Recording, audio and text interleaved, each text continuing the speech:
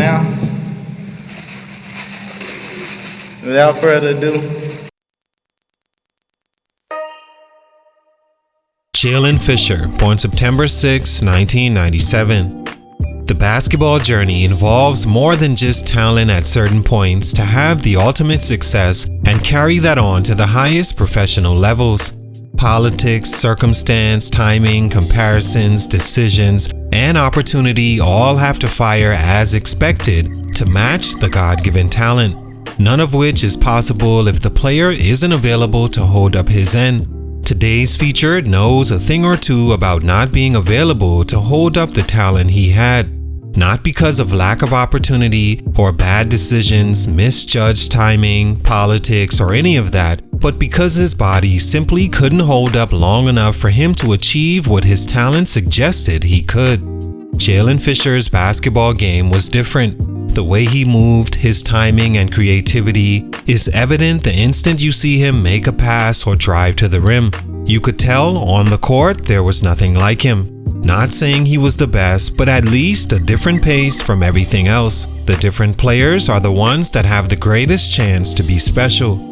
Off the court, as much can be said as well. To quiet the elephant in the room, Jaylen Fisher does not look like most people. He has an inherited condition called albinism that affects 1 in every 20,000 people and is caused by the body not producing enough melanin to darken the pigmentation of skin, hair, and eyes. Both his parents are African American and his features look that of, but everything else put Jaylen in a place all his life he had to figure out how to ignore the next stare and dodge people's first question of why is it you don't look normal like the rest of us. His go-to answer, well, that's not how God made me. It's an answer he got from his mother at an early age when the kids would acknowledge his standout appearance, making him feel he wasn't normal nor particularly embraced. But he developed his thick skin and channeled that pressure into a chip on his shoulder to show the least he could do is be normal and that him at his best made him one of a kind.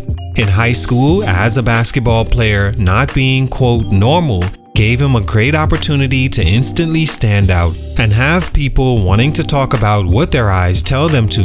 Who is that kid? Usually the first thought. With that, Fisher stood out because his talent actually warranted everyone's attention on him. Rated the 9th best point guard by ESPN, top 2 in the entire state of Tennessee, and became the highest rated recruit TCU ever landed at that point. In the time he was available, he was a standout player shooting over 40% from 3 his college career. His last 2 seasons, nearly mid-40s from distance. He would have been a solid NBA prospect if not for other elements that factored into why that never happened. Let's talk about it. Salute to Wyatt on IG for this request. It's your boy JC Stunted Growth. Let's get it, man. Take a minute to like, subscribe, and comment on who I should do next. Jaylen Fisher was a 6'2" point guard from the 2016 class from Arlington, Tennessee that starred at Bolton High School, known for his distributing prowess, handle, and of course his appearance. As an albino child, Fisher says he was often bullied by other kids and even would ask his mother, why did this happen? He developed the ability to ignore it from drawing more attention, but attention was something he could never escape. For that, and being one of the best players in the nation according to ESPN. They ranked him the top senior prospect in the state and top 10 nationally at the point guard position. He initially chose UNLV over schools like Memphis, Indiana, Baylor, and TCU because of the up-and-down system they played, but due to a last-minute coaching change, he decided TCU was actually a great fit. Stunt number 1, injury prone. When medical personnel tell you it's probably time to change the way you're doing things, it's not certain, but a good chance listening to them is the right thing to do. Of course, as an athlete that's loved a sport since you can remember, it's difficult to give up the only identity you've known your entire life. According to Jaylen, he was probably born dribbling the basketball, as Jaylen Fisher, the basketball player, is all he's known himself to be. But in this case, the doctors were right. His body was simply too brittle to withstand the rigors of athletics, and as the level got higher and required more, the injuries came more frequently until it was clear this was his situation. He was injury prone. Since his high school days when he had surgery on his knee, the signs were there. He came into college with lots of expectations, an opportunity to play heavy minutes, starting all but one of the 35 games as a freshman he played, and playing the third most minutes on the team. By the end of the year, in the team's NIT opening game against Fresno State, he broke his wrist and was ruled out the rest of the way. His first injury-ending season that wouldn't be his last. In August, beginning his sophomore year, he tore the meniscus in his left knee in practice as the team was preparing for the season opening games held in Australia. He returned in November and played 17 games, averaging 12.3 points, and was fifth in the Big 12 with 5.4 assists per game before another knee injury in practice set him back. It was the second time in 6 months he injured a knee and required surgery. With both knees surgically repaired, he entered his junior season with another knee surgery to clean things up and be ready for the opener. But after 9 games, he was shut down early, last appearing on Christmas Day 2018. He wouldn't see the floor after that again for TCU as he decided to transfer from the program. Of the 105 games, assuming his team played 35 games a season, he missed 44 of them due to injury. Sad because in the span he did play, he showed promise as a high-level shooter, an evolving passer, and not to mention adequate scoring option. But the injuries were just too much and too often and set him back a great deal. Stunt number 2, ineligible. After things went a direction no one expected at TCU, with Fisher having as many injuries as he did, leading to him feeling he had to try something different, he transferred to Grand Canyon University in Arizona with hopes he could still be an important player on a Division I team and most importantly have a healthy season finally.